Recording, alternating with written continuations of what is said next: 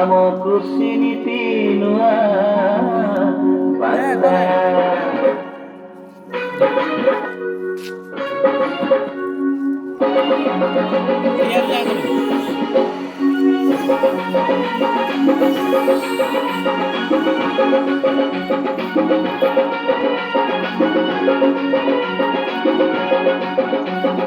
कहरे कहरे नगर पर किस कहिबाकु कहिछु चिर शुणिबाकु मन हुए तोर कहरे किस कहिबु मन कहिबु की भाषा भाषा କହିବେ ତତେ ଖୁସି ଖବର ଶୁଣିଲେ ଚିନ୍ତା କହିବ ଦୂର ଚାଷ ଆଉ ଚାଷୀର ମନେର ପିତା ନାନା ଯୋଜନା ଶୁଭ କାମନା ସରକାରଙ୍କର।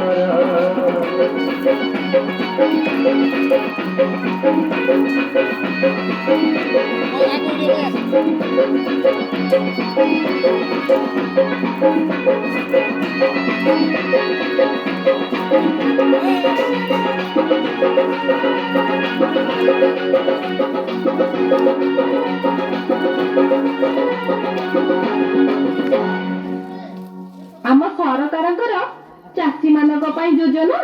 ହଁ, ଆମ ରାଜ୍ୟ ସରକାର ଚାଷ ଓ ଚାଷୀର ବିକାଶ ନିମନ୍ତେ କେତେ କେତେ ଯୋଜନା କରିଛନ୍ତି। କି ଯୋଜନା ସବୁ କରିଛନ୍ତି ମତେ ଗୋଟି ଗୋଟି କରି କହରେ ଚଢେଇଆ। ପ୍ରଥମେ ହେଲା ରାଜ୍ୟ ଯୋଜନା। ଏହି ଯୋଜନାରେ ଧାଡ଼ି ବୁଣା ପାଇଁ ସରକାର ପ୍ରୋତ୍ସାହନ ରାଶି ଘୋଷଣା କରିଛନ୍ତି। କେତେ ଟଙ୍କା? ଡାଲି ଆଉ ତୈଳ ବୀଜ ଫସଲର ଧାଡ଼ି ବୁଣା ପାଇଁ ରାଶି ହେକ୍ଟର ପ୍ରତି 1,500 ଟଙ୍କା ପାଇବେ ଆମର ଚାଷୀ। ସବୁଜ ଧାନ ଧନିଆ ବିହନ ଉତ୍ପାଦନ ପ୍ରୋତ୍ସାହନ ରାଶି 2,000 ପ୍ରତି ହେକ୍ଟରକୁ ଜାଣ।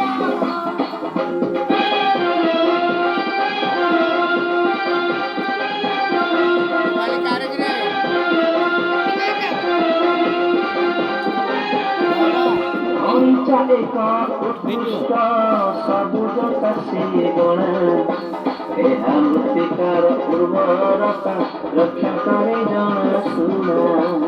ଏହି ଚାଷ ଦ୍ୱାରା ମାଟିକୁ ଧନ ମିଳେ ଚମତ୍କାର ଜ୍ଞାନ ମାଟିର ଉପକାରୀ ଅଣୁ ଜୀବଙ୍କର ସଂଖ୍ୟା କରେ ବର୍ଦ୍ଧନ।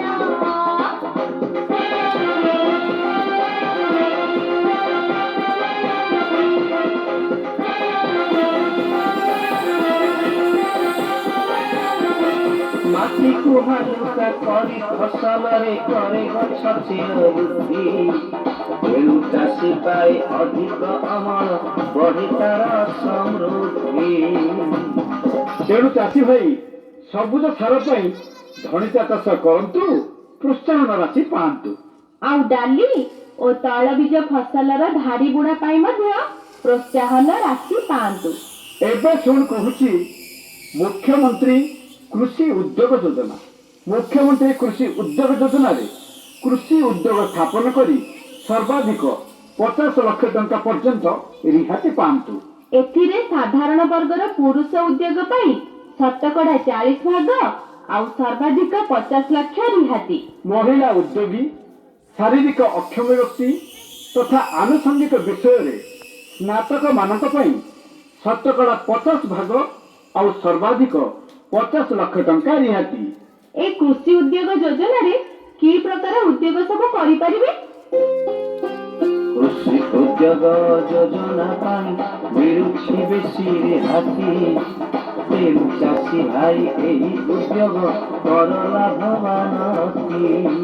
କୃଷି ସାଥେ ଅଛି ଉଦ୍ୟାନ କୃଷି ପ୍ରାଣୀ ସମ୍ପଦ ବିଭାଗ ମତ୍ସ୍ୟ ବିଭାଗ ସାଥେ ମିଶ୍ରିତ 69ଟି ବିଭାଗ।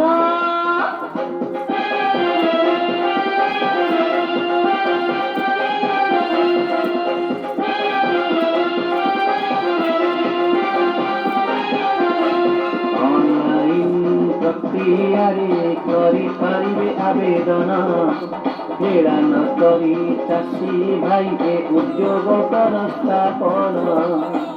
ऑनलाइन प्रक्रिया www.sugam www.odisha.gov.in। एबे कहूची शुण प्रधानमंत्री फसल बीमा योजना। ए फसल बीमा योजना कौन? प्राकृतिक दुर्विपाक जोगु विज्ञापित अंचल रे क्षति हेले फसल बुणा बा रुआ ठारू अमल परवर्ती अवस्था पर्यंत प्रधानमंत्री फसल बीमा योजना रे सामिल होइथिबा चाषी मानकु 5टी पर्याय रे क्षतिपूर्ण राशि मिलिथाए। केमिति टिके बुझेकी कह। पुनरुवारे जेबे होइला क्षति हवा मध्यवर्तीकालीन फसल क्षति कल्पकत भूस्खलन बादल फटा वर्षा जलप्रबल वज्र घटी क्षतिर समस्या।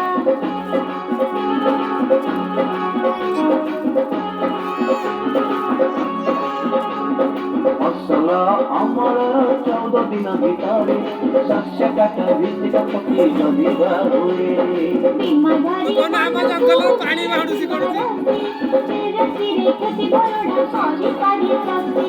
एही प्रधानमंत्री फसल बीमा योजना रे खरीफ ऋतु रे धान हरड़ मक्का चिनाबादाम कपा मांडिया अदा हलदी ଆଉ ରବି ଋତୁରେ ଧାନ ମୁଗ ବିରି ଚିନାବାଦାମ ସୋରିଷ ଆଳୁ ପିଆଜ ଆଖୁ ଓ ସୂର୍ଯ୍ୟମୁଖୀ ଚାଷ ଅନ୍ତର୍ଭୁକ୍ତ।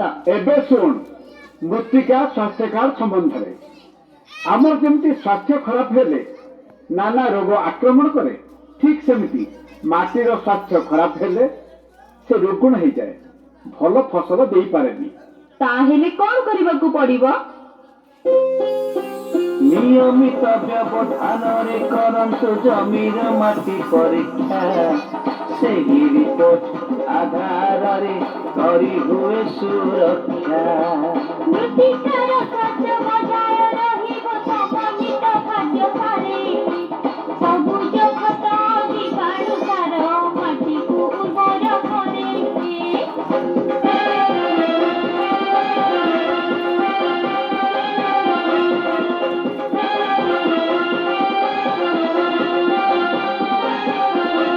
आजोला नील हरित शैवाल फसल अवशिष्टांश मिश्रित चाष जमी रे करिले माटी हुए सरस। ଚାଷ ଜମିରୁ ମାଟି ନେଇ ତୁରନ୍ତ ପରୀକ୍ଷା କର ବାରଗୋଟି ପୋଷକ ତତ୍ତ୍ୱକୁ ଦିଅନ୍ତି ଗାଢ଼ର ଜଳ।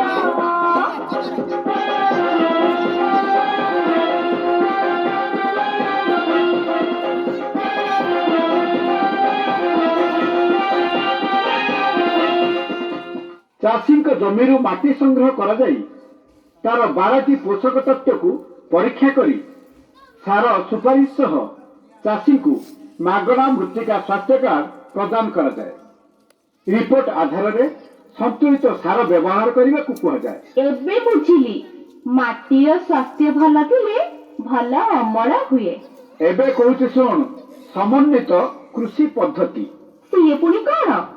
कृषि सहित विभिन्न आनुषंगिक कृषि यथा उद्यान भित्तिक पनीपरिबा फल वनवृक्ष छतु जिया खत गाई और बतक पालन समन्वित भाव में करी उन्नत मानर खाद्य करने सहित निजर आर्थिक अवस्था रे उन्नति घटाइबा और परिवेश को सुरक्षित रखिबा एहाकु समन्वित कृषि पद्धति कहा जाए।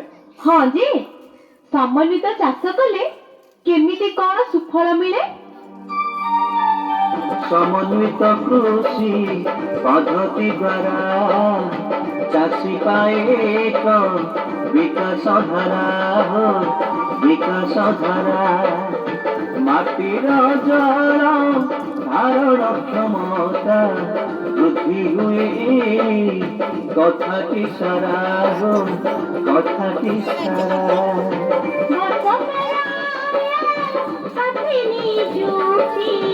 ପଶୁମାନେ ଖାଦ୍ୟ ପାଆନ୍ତି ନୀତି ହୋ ପାଆନ୍ତି ନୀତି କମ ଖର୍ଚ୍ଚରେ ଉତ୍ପାଦନ ଅଧିକ ଚାଷ ସାଥିରେ ସଞ୍ଚିତ ଶକ୍ତି ହୋ ଚାଷ ସାଥିରେ ସଞ୍ଚିତ ଶକ୍ତି।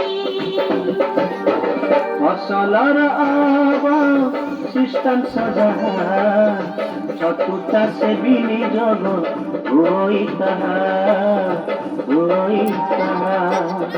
সেই অবশিষ্টাংশ জিয়া খতরে মিশি যায় খত ହୋଇଥାଏ রে